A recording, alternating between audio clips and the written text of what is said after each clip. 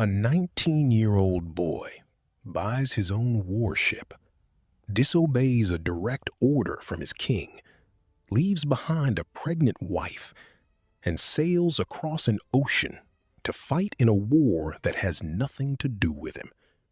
He has never fired a shot in real combat. He barely speaks the language of the people he is going to fight for. And yet 5 years later, he is standing on a battlefield in Virginia, helping to trap one of the most powerful armies on Earth and end a revolution that changed the world forever. This is not fiction. This actually happened.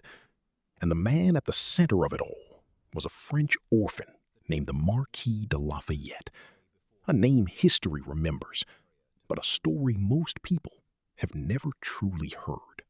Lafayette was born into wealth most of us cannot even imagine. His family had deep military roots, but tragedy hit him early. His father was killed by a British cannonball when Lafayette was only 2 years old, and his mother died when he was just 13. By his teenage years, he was an orphan sitting on top of a fortune worth millions in today's money. He had everything a young man could want: land, titles, connections, and a marriage into one of the most powerful families in France. By every measure of 18th century success, Lafayette had already won at life before he turned 17. But here is the thing about people who have everything handed to them. Sometimes it is not enough. Lafayette could have spent his entire life attending parties at Versailles, hunting on country estates, and slowly climbing the ranks of a peacetime army that would never actually see war. Instead, he felt restless, angry even. His father's death at British hands had left a wound that never fully closed, and when word reached Paris about American colonists rising up against British rule, something inside Lafayette lit up. This was not a passing interest. This became an obsession.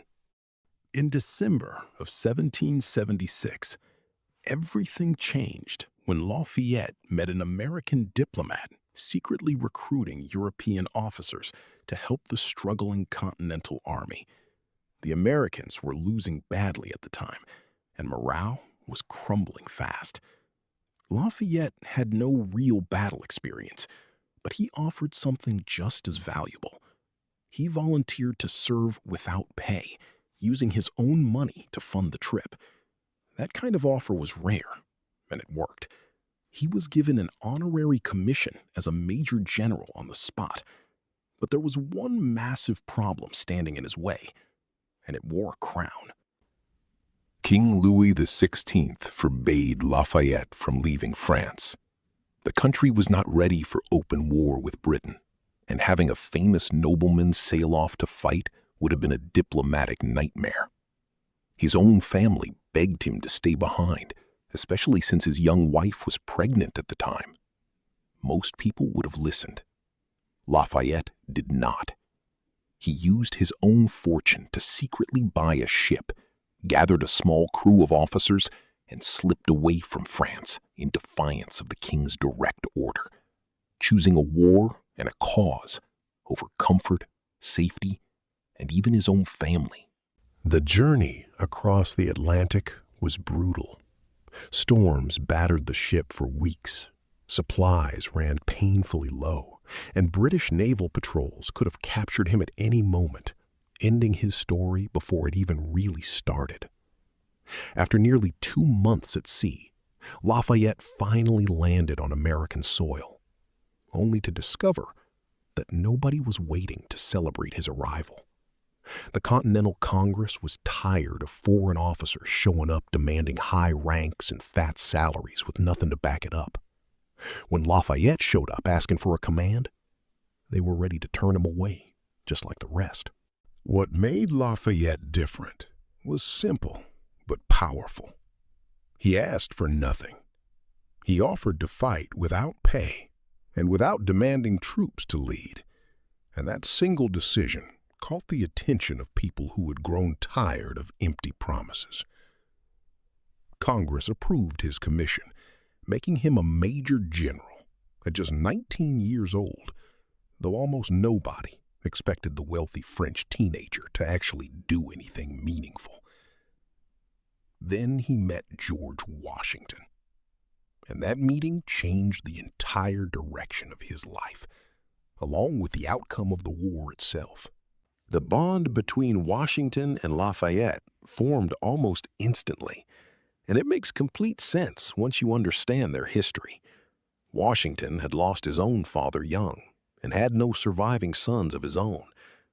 Lafayette had lost both of his parents and was quietly searching for exactly the kind of guidance Washington could offer. What started as a mentorship quickly grew into something that felt like family, and Washington began bringing Lafayette into strategy meetings, introducing him to senior officers, and treating him like more than just another foreign volunteer passing through. Less than a month later, Lafayette proved he was not just another rich kid playing soldier. During the Battle of Brandywine, as American lines collapsed into chaos, Lafayette ignored his orders to simply observe and rode straight into the fighting instead.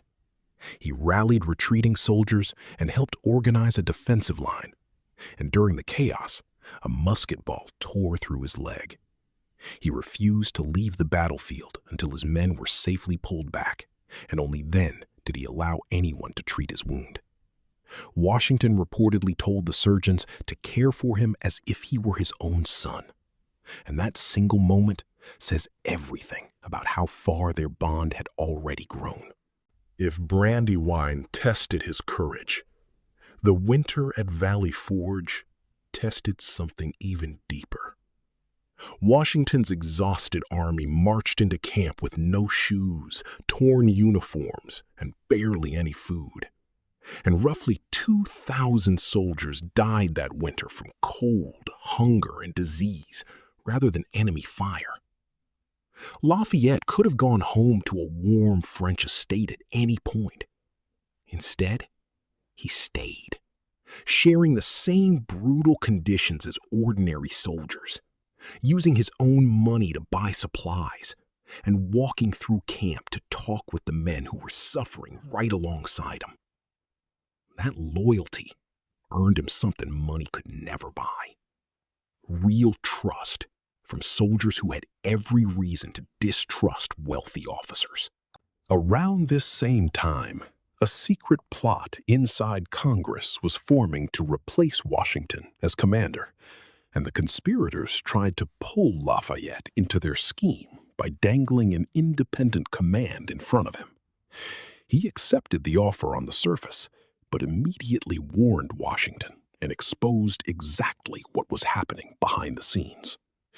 That loyalty may have single-handedly saved Washington's command and kept the entire revolution from fracturing apart at one of its most fragile moments. Lafayette then went on to prove himself a genuinely skilled battlefield leader, most notably when he slipped an entire division out of a British trap without losing a single soldier. By 1779, Lafayette's real value had become impossible to ignore, and it was not just about fighting anymore. He returned to France not as the reckless teenager who had once defied his king, but as a wounded war hero with real credibility and real influence. He lobbied aggressively for full French military support, meeting personally with the king, and working alongside Benjamin Franklin to push the case forward. Within a year, France committed thousands of soldiers, a powerful naval fleet, and steady financial support. And without that intervention, most historians agree the revolution almost certainly would have failed. Back in America, Lafayette was given command of forces in Virginia and tasked with containing a much larger British army led by General Cornwallis. Outnumbered and outgunned, he refused to fight a direct battle he could not win. Instead, He played a patient game of positioning, shadowing Cornwallis across the countryside, slowing him down and constantly harassing his supply lines without ever fully committing. This frustrated Cornwallis to no end, and it slowly pulled the British Army toward a coastal town called Yorktown, where he believed he could resupply safely by sea. That decision became Cornwallis's fatal mistake. American and French forces marched south, while a French fleet sealed off the bay, cutting Cornwallis completely off from rescue or retreat by water. Lafayette's troops helped block the last possible escape route, closing the trap entirely.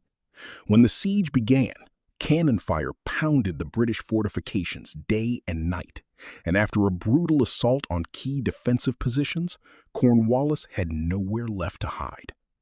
On October 19, 1781, roughly 8,000 British soldiers marched out and surrendered, effectively ending the war for American independence, with Lafayette standing at the front of it all at just 24 years old. Lafayette's story did not stop there.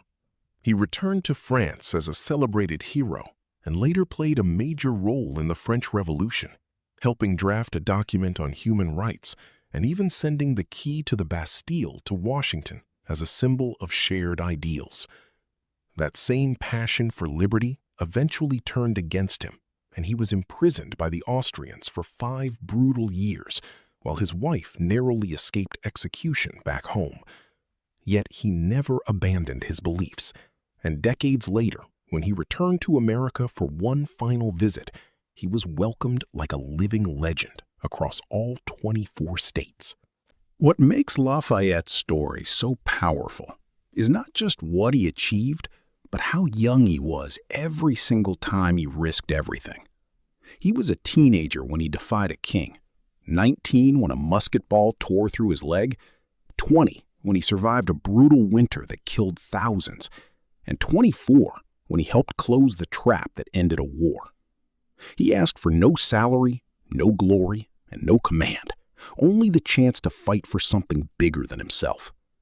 History remembers the Founding Fathers, but it should never forget the French orphan who showed up uninvited, bled for a cause that was not his own, and changed the course of history without ever asking for anything in return.